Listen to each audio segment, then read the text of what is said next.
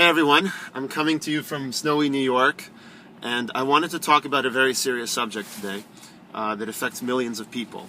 That is basically the issue of Israelis and Palestinians. I'm speaking about this as a Russian Jew who's living in New York and who enjoys all the benefits of American citizenship. And I've been speaking about this issue for many years with people, including guys like Noam Chomsky, for example, who considers himself an anarchist, and just everyone who, ranging from pro-Palestinian people to pro-Israel people on the left, on the right, and so forth. A lot of what I've seen comes with sort of demonization of the other side. If you're Jewish, you're afraid of what would happen if there was a Palestinian state, and how would that affect Jewish people and their safety living in Israel. If you're Palestinian, you're fully aware of the kind of things that happen with the IDF in the West Bank and Gaza. And just last year, 1,500 civilians were killed in a war that could have probably been avoided. And so I wanted to just share my own perspective on this, because I feel like a lot of the viewpoints that treat people as individuals is not being put out there. So that's what I kind of want to talk about. I want to put out my own viewpoint, and maybe it will, join the discussion. So this is what I think. First of all, what is Palestinian? The Palestinian identity. What does it mean to be a Palestinian? It's kind of, I think Jews and Palestinians have that question in common. What does it mean to be a Jew, right? According to Jews, if your mother is Jewish, you're Jewish. But this is what I kind of wanted to talk about from an individual point of view. Let's take a moment and step back. Imagine that you are a black kid growing up in the Jim Crow South, okay? You're born, you're black, obviously everybody can see that you're black, and the laws of the state are actually perpetuating sort of discrimination against you and setting you apart, right? Back of the bus if you're black, getting your own segregated schools, and so forth, right? So separate fountains. So the Jim Crow is obviously a very discriminatory law that keeps a population of people from integrating. That, yeah, everybody would see they're black, but they wouldn't necessarily expect them to be in the back of the bus if not for those laws. So, I'm a Russian Jew, so I've heard a lot of stories of Jews in the USSR, and if you have Russian Jewish ancestry, you can identify with this. Jews in the USSR were discriminated against, maybe not as an official state policy, but you see, it was harder to tell if someone is a Jew than if someone's black. Maybe they had a nose, maybe they had certain hair, but really the way that you could tell is their passport. It would say Jewish, right? And if you were born, one of your parents was Jewish and one was not, you could choose. You usually might go by the dad, ironically, since Jews considered it by the mother. But again, the Jew in Soviet Russia might face discrimination. They couldn't get into, let's say, MGU, Moscow Government University, which is one of the best schools. There were quotas. They couldn't necessarily get the jobs because, again, the Soviet Union, a lot of people felt like Jews were getting this education, let's say, in the free socialist republics, and then going off and somewhere else. And especially the existence of the State of Israel, in a way, actually exacerbated that situation for individual Jews, many of whom were atheists, didn't even consider themselves Jews. How did the black kid know that he was black? Well, society never let him forget that. And how did the Jew in the USSR know that he was Jewish? A lot of the time it was because his passport said Jew, and he constantly was reminded of that everywhere he went. So the way I see it, there are 10 million people today, by many estimates, almost more than 10 million in the world that are considered Palestinian. By whom are they considered Palestinian? The thing is that during the 1948, the Nakba, when the Palestinians left, a lot of Palestinians had to leave, there were less than 1 million. And today, 60 years later, a little more than that, there's 10 times more. There's 10 million. So how is that possible? How is there a 10 times increase?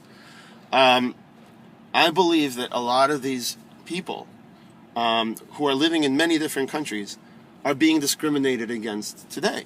They have in their passport that they are Palestinian, that they are basically stateless. And even if they don't necessarily care about forming a particular state, let's say they don't care if the PLO gets in their own state or not, they are still kept as stateless refugees. A lot of them, most of them, are people who were born natively, let's say in Lebanon, could never get citizenship there. A lot of them who came to Chile, who came to Sweden, who came to America, Canada, they were able to build their lives. But there are millions of people, something like 5 million people, who are just perpetually sort of being kept stateless. And it's very much like the Jewish people who were kept in ghettos before Israel existed. And to say that it's for their own good, and to say that you shouldn't have an option to get citizenship and to integrate because we want to keep your national unity, sounds almost a bit obscene, while the same people are being used as cheap black market labor because they're not able to hold positions officially. The same people in Lebanon, they can't own property. In Syria, for example, there's a war where they're now, a lot of them are fleeing, just like the Jews were fleeing a lot of the times from pogroms. And they're being sent back. Jordan has a policy that they can't give citizenship anymore.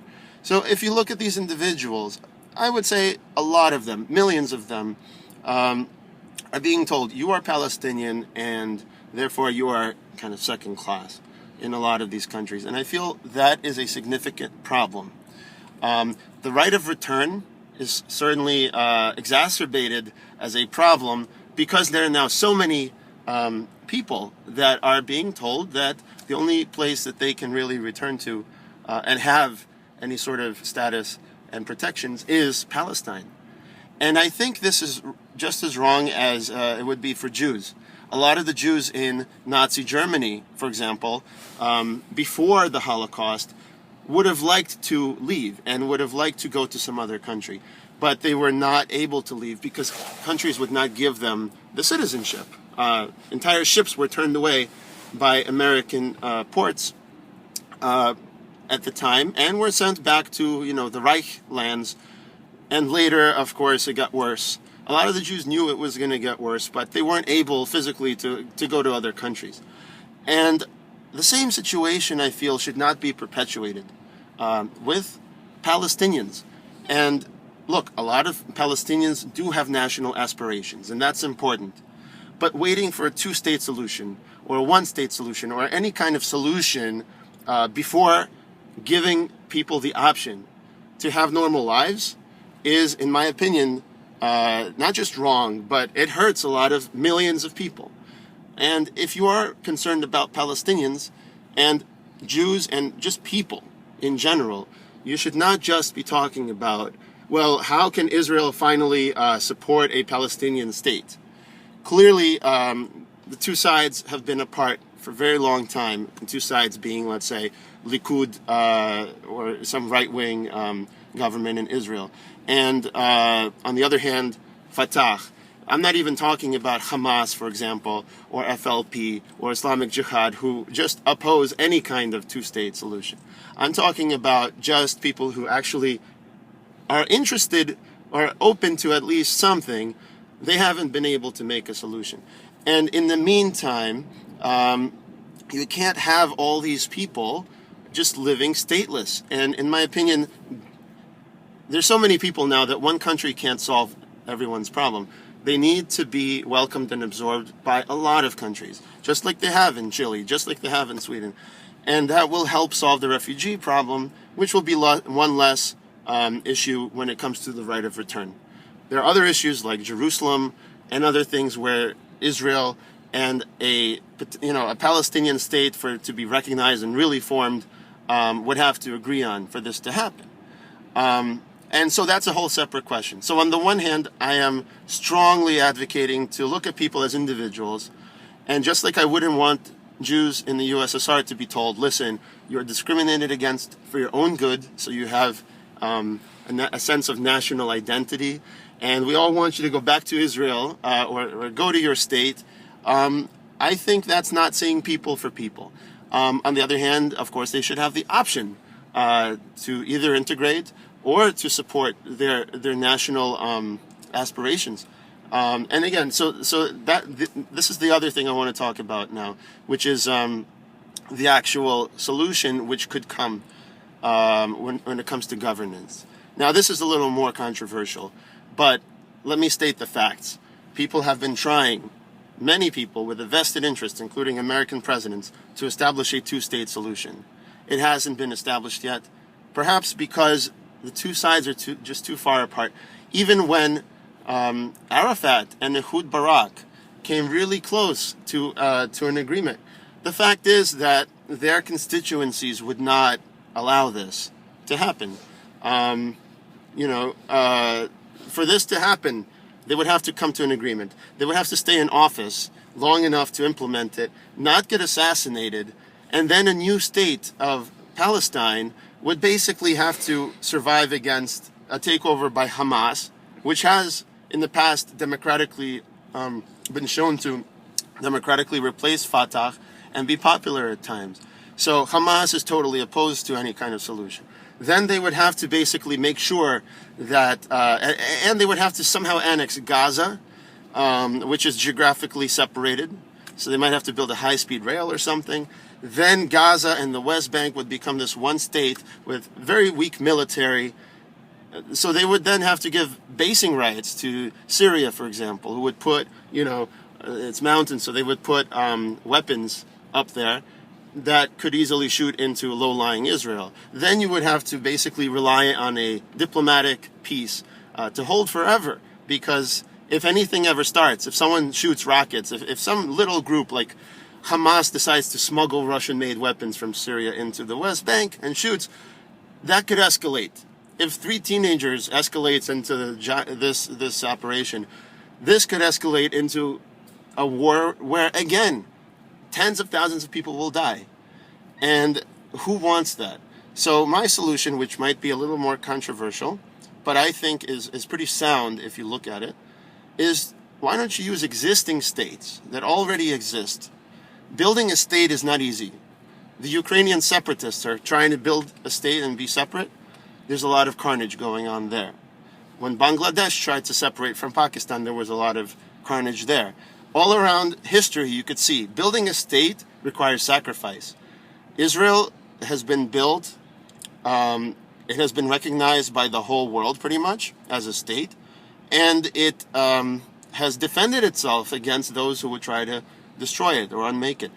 Jordan is another state that existed almost for 100 years and has been able to defend itself. It has an army. These two states have a peace agreement that's 20 years old. They have armies. So the way I see it, Palestinians don't really have an actual viable state right now, but they have cities they have been living in for hundreds of years, like Jenin, like Ramallah. So Israel, instead of Israel occupying those cities, I think that these cities should have protection of a real state that is stable, not a Palestinian state that has no army or anything like that. But Jordan could annex these cities, and Jordan is already 60% Palestinian. And it already did this in the past. If it was able to give citizenship to Palestinians, it would be 80% Palestinian, which would mean that it is as Palestinian as Russia is Russian, for example, or France is French. And in my opinion, self-determination and national rights could very well be addressed with a framework where Jordan is a de facto Palestinian state. Now, of course, this leaves open a question, which is very important, of the Bedouin population of Jordan, for example, and the Jordanians that were living on the other side of the river. Their rights need to be represented as well. But there is a very viable, stable state that already exists that is basically Palestinian, especially if it annexes all these other people and all these other cities. It would be 80% Palestinian. And the Jewish settlement cities that were built are an expression of the Jewish people feeling that they have also a right to this, to the West Bank, to settle it, and who are afraid that a Palestinian state would basically deny them any ability to even live there. That they would have to just pack up and go, like they did in Gaza.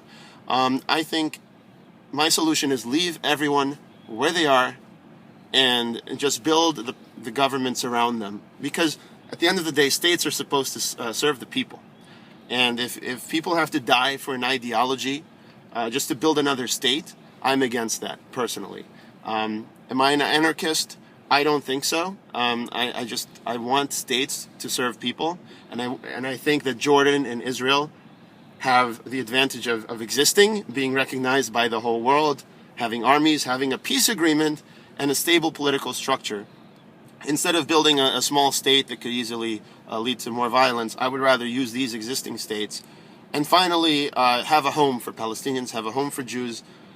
And in the long term, I think just economic development, prosperity for everybody, and give people something to lose, give people something to gain and enjoy their lives.